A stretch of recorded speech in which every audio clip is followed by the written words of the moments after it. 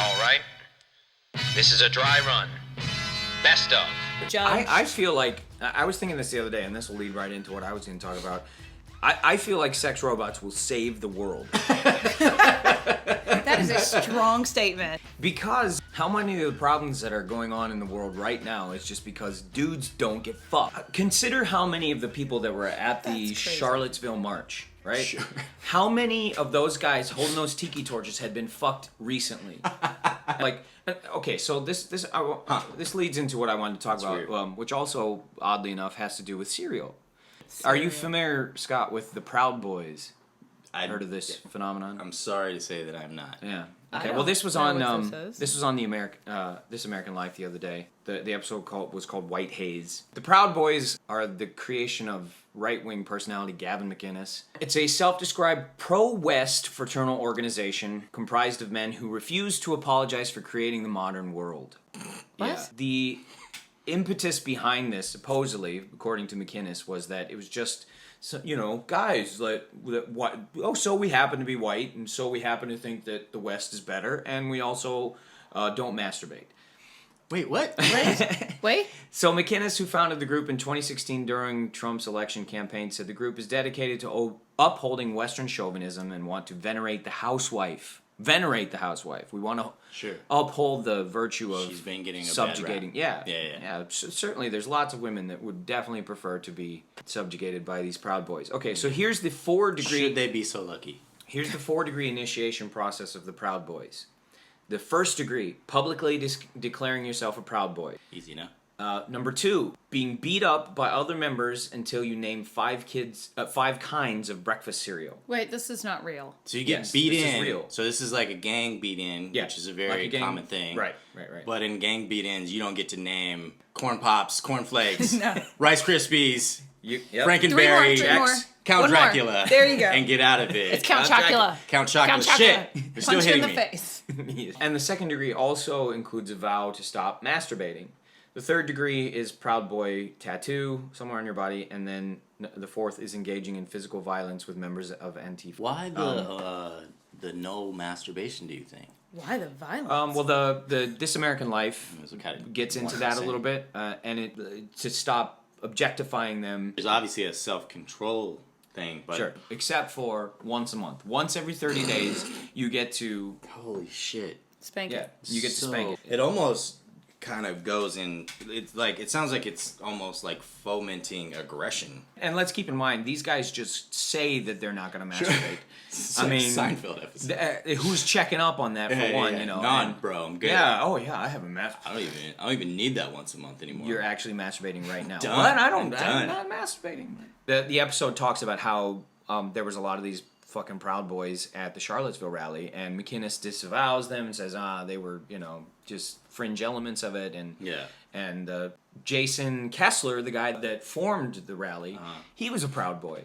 So, they're just one other offshoot of this toxic male masculinity, whatever shit, that ultimately I think just comes from the fact that dudes have no idea how to talk to women, and I say this from a perspective of somebody who has been there. Obviously, we've read has like 14 different fucking at Match.com. yeah, Match.com. We've seen how incapable I am of expressing myself in that way, but at least I was doing it in a mostly harmless way, or harmful only to myself.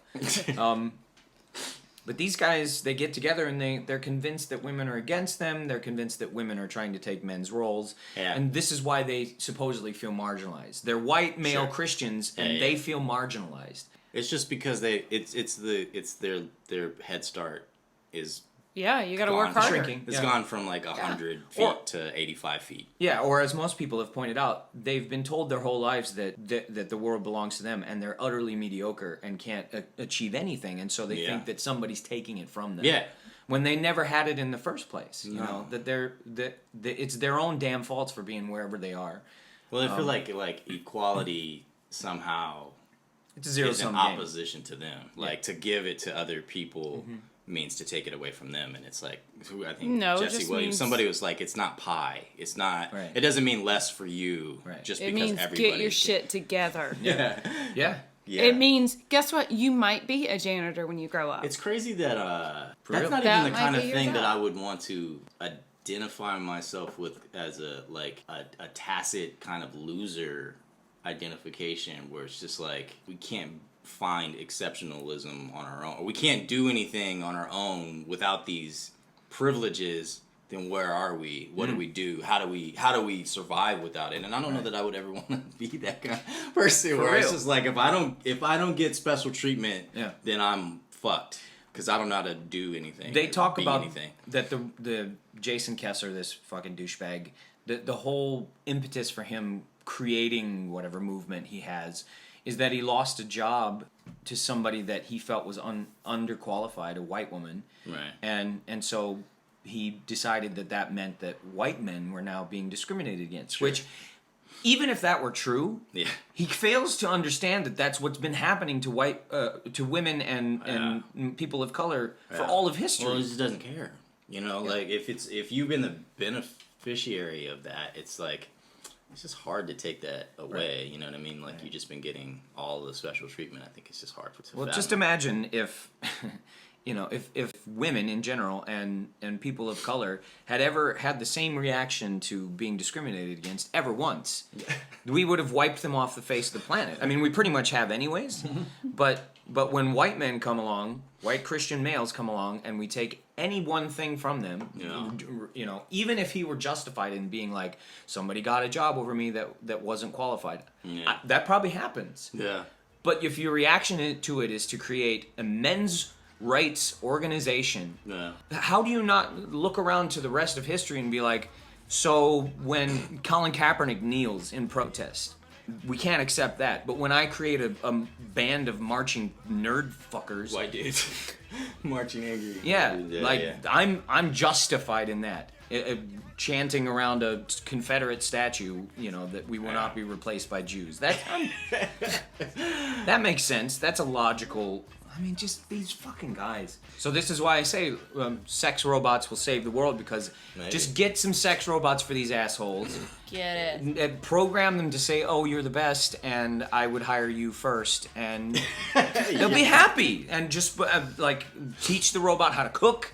Sex robots. We need them probably now. Probably good for us. Elon Musk, get on this. We need... They're just going to be so expensive. That's the problem. No, he's looking at a price point of about $2,000. Oh, really? I know. I'm need, sorry. like, I sound like so. You need, it's like, only $2,000. Government subsidies for sex robots. This is A Dry Run. Follow us on Twitter @A Dry Run, Facebook /A Dry Run. Subscribe and download on iTunes.